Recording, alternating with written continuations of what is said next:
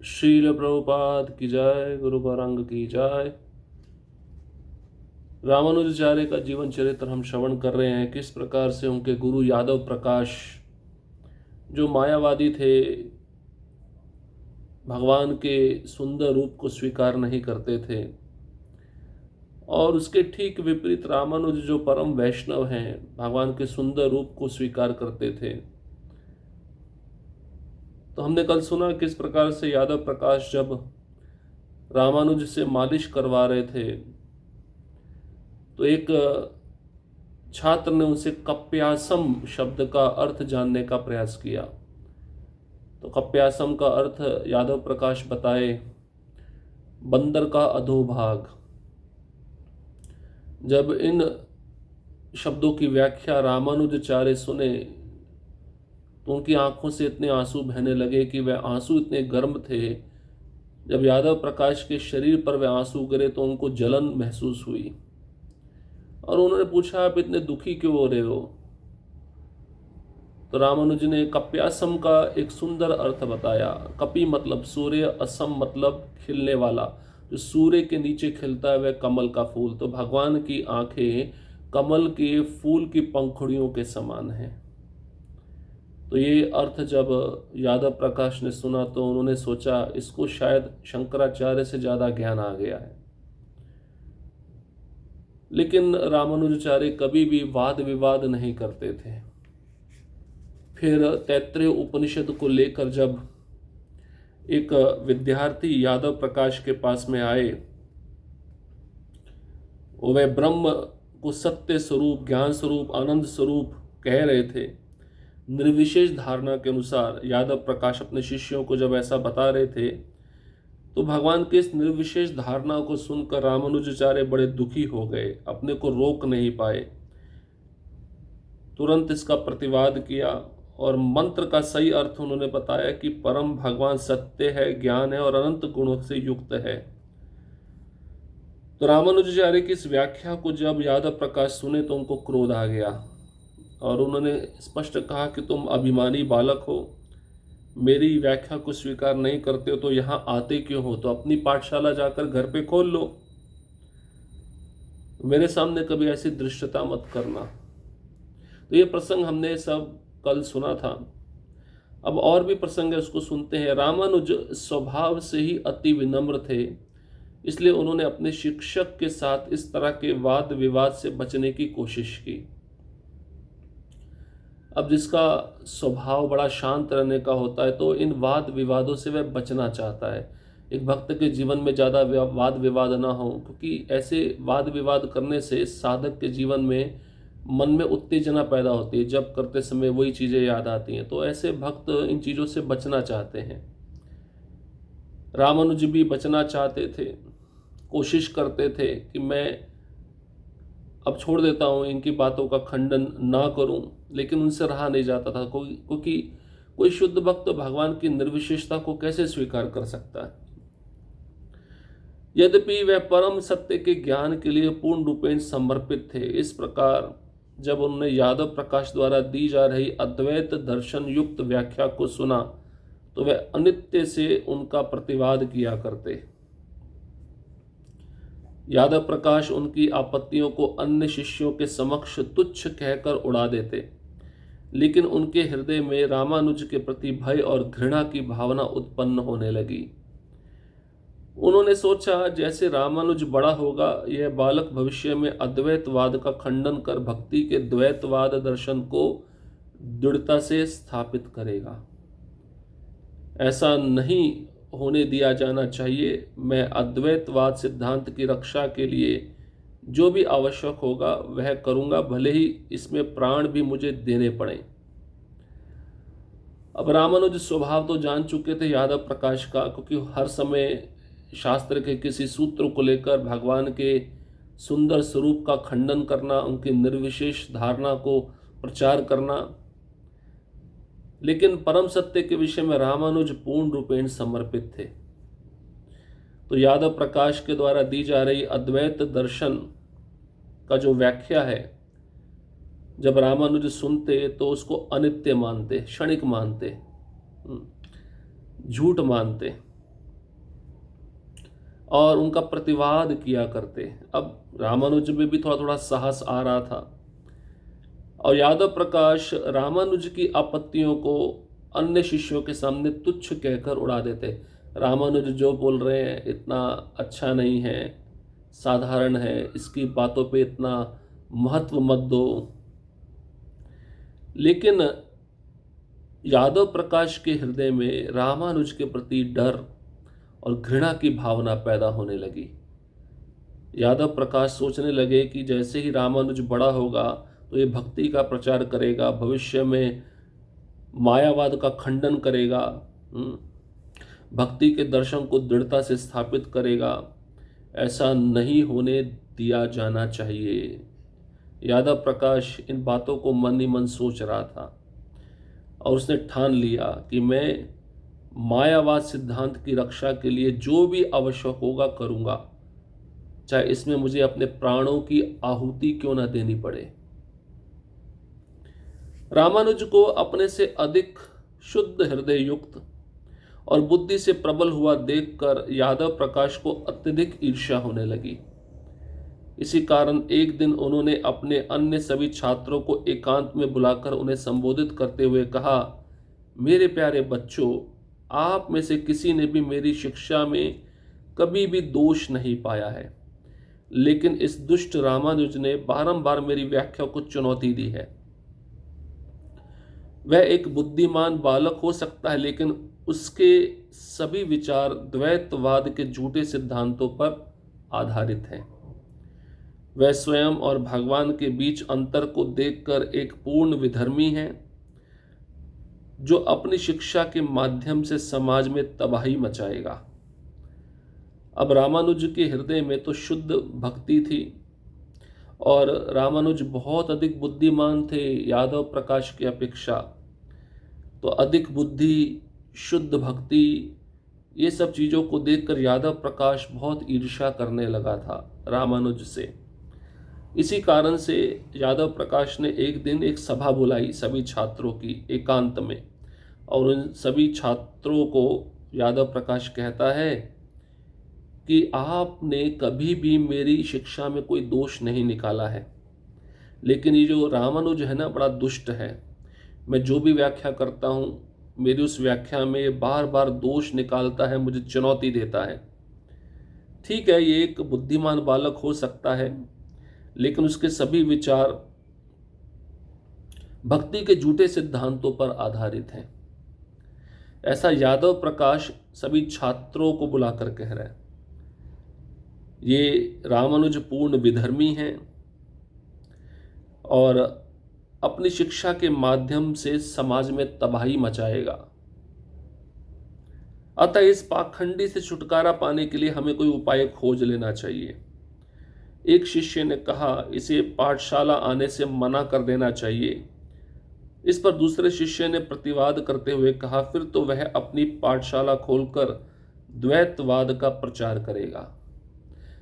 अद्वैतवाद मतलब मायावाद, जीव और भगवान एक है, और द्वैतवाद मतलब जीव और भगवान अलग हैं।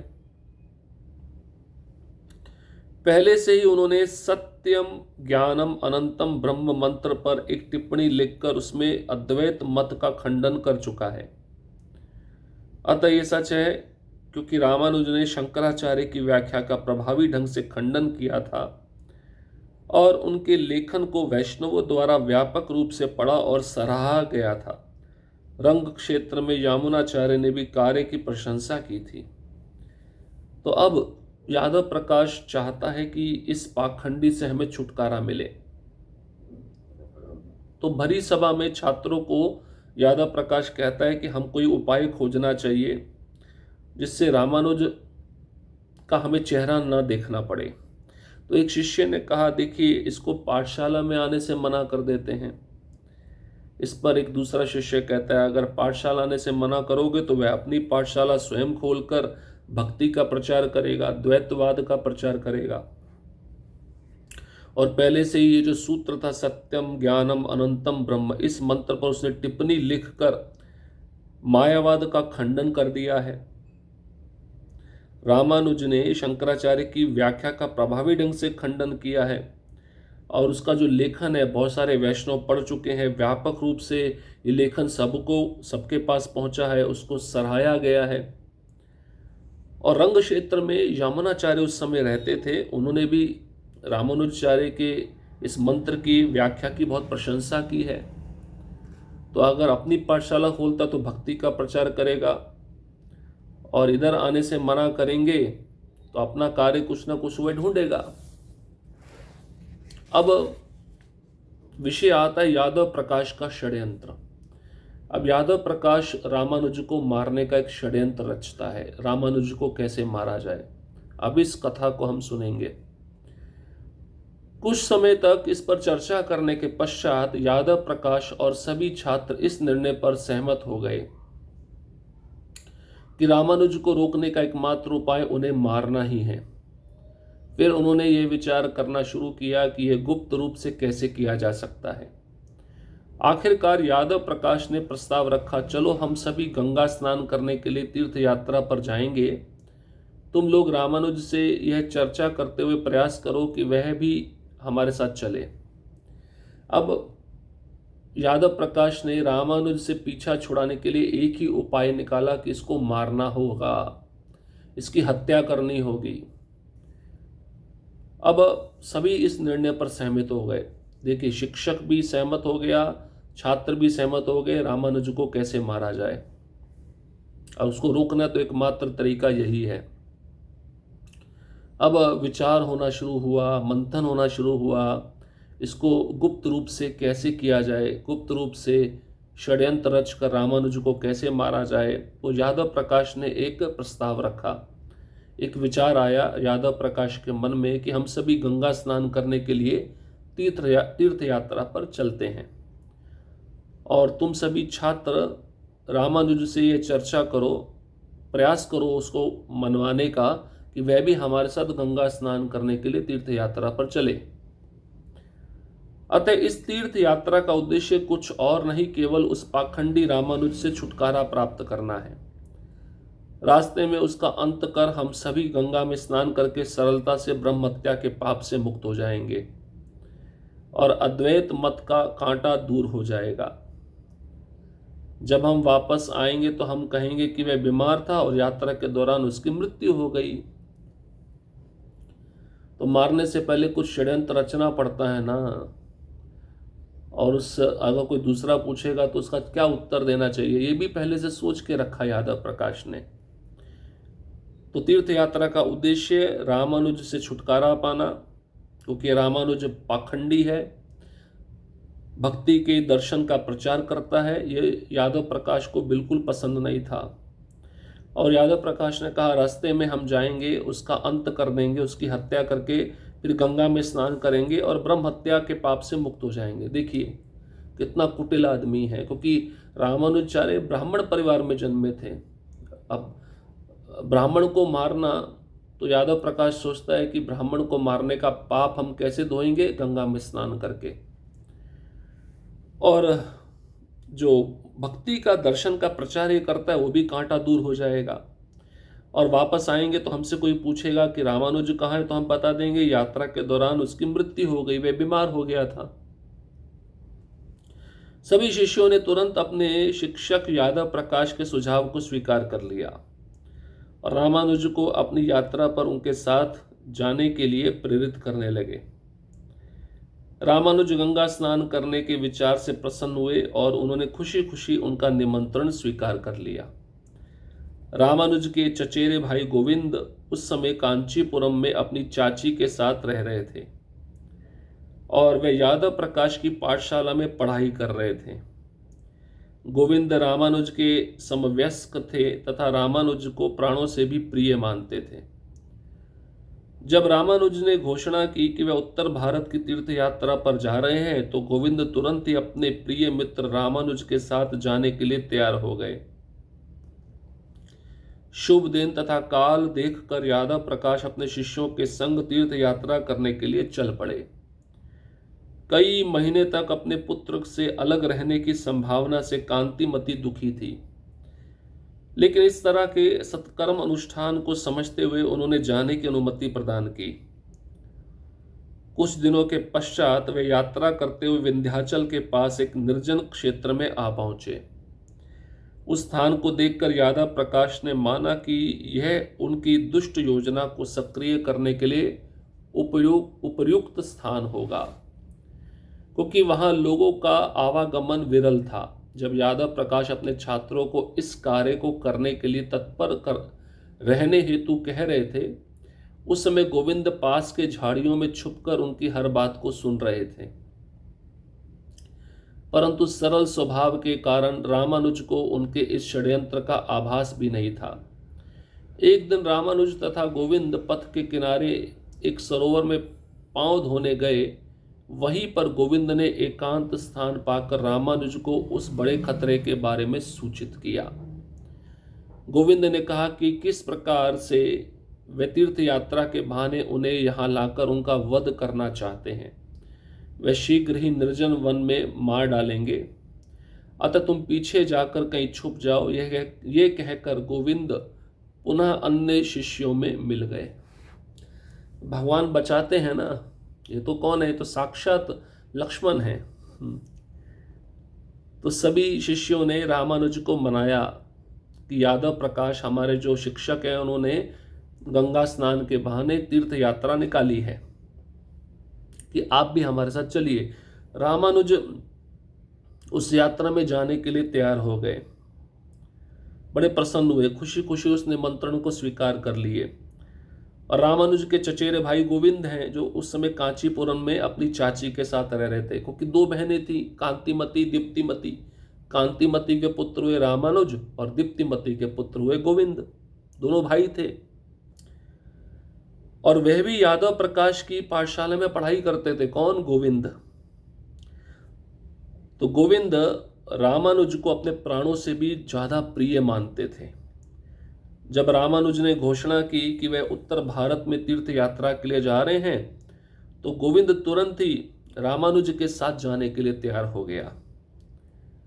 सही दिन सही काल को देखकर यादव प्रकाश ने अपनी तीर्थ यात्रा प्रारंभ की। सभी चल पड़े।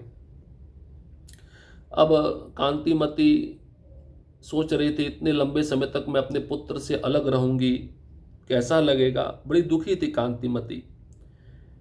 लेकिन गंगा स्नान करने के लिए जा रहा है, बहुत बड़ा अनुष्ठान है, तो मैं रोक भी नहीं सकती। तो कांतिमती ने रामानुज को जाने का अनुमति प्रदान कर दिया था। अब कुछ दिनों के बाद यात्रा करते हुए जब सारे विद्यार्थी यादव प्रकाश, रामानुज, गोविंद विंध्याचल के पास एक निर्जन क्षेत्र में पहुंचे जहां जंगल पड़ता था, उस स्थान को देखकर यादव प्रकाश ने सोचा ये दुष्ट योजना को सफल करने का अच्छा स्थान है, यहीं पे हमें रामानुज को मारना होगा, क्योंकि यहाँ पे लोगों का आवागमन नहीं है, बहुत सुनसान स्थान है। जब यादव प्रकाश अपने छात्रों से इस कार्य के बारे में चर्चा कर रहा था कि ये अच्छा स्थान है, अब हम इसे मार देंगे, उस समय गोविंद पास की झाड़ियों के पीछे छिपकर हर बात को सुन रहे थे। अब रामानुज बहुत सरल स्वभाव के हैं, इस षड्यंत्र के बारे में कुछ भी नहीं जानते, उस षड्यंत्र का जो आभास है उनको बिल्कुल भी नहीं है। तो एक दिन रामानुज और गोविंद उसी तीर्थ यात्रा में गंगा नदी के किनारे एक सरोवर के पास अपने पांव धोने गए। और गोविंद ने एकांत स्थान देखकर रामानुज को बता दिया कि ये सब छात्रों यादव प्रकाश तुमको यहाँ पे क्यों लाए हैं, तुमको मारने के लिए लाए हैं। इसके बारे में गोविंद ने रामानुज को सूचित कर दिया। और गोविंद ने यह भी कहा कि तीर्थ यात्रा का बहाना है, तुम्हारा वध करना मुख्य उद्देश्य है। शीघ्र ही एक निर्जन स्थान को देखकर वह सब तुमको मार डालेंगे, तुम पीछे जाकर कहीं छुप जाओ। और इस प्रकार से गोविंद ने ये सब बातें रामानुज को बता दी। और गोविंद की बातों को सुनकर रामानुज अब सतर्क हो गए और गोविंद ये कहकर अन्य शिष्यों में जाकर मिल गए। ये दिखाने लगे कि कुछ हुआ ही नहीं है, सब कुछ नॉर्मल है। अब रामानुज कैसे यादव प्रकाश के षड्यंत्र से बचेंगे, ये हम अगले प्रसंग में सुनेंगे। हरे कृष्णा कृष्ण कृष्णा हरे हरे, हरे राम राम राम हरे हरे। श्रील प्रभुपाद की जय, गुरु गौरांग की जय।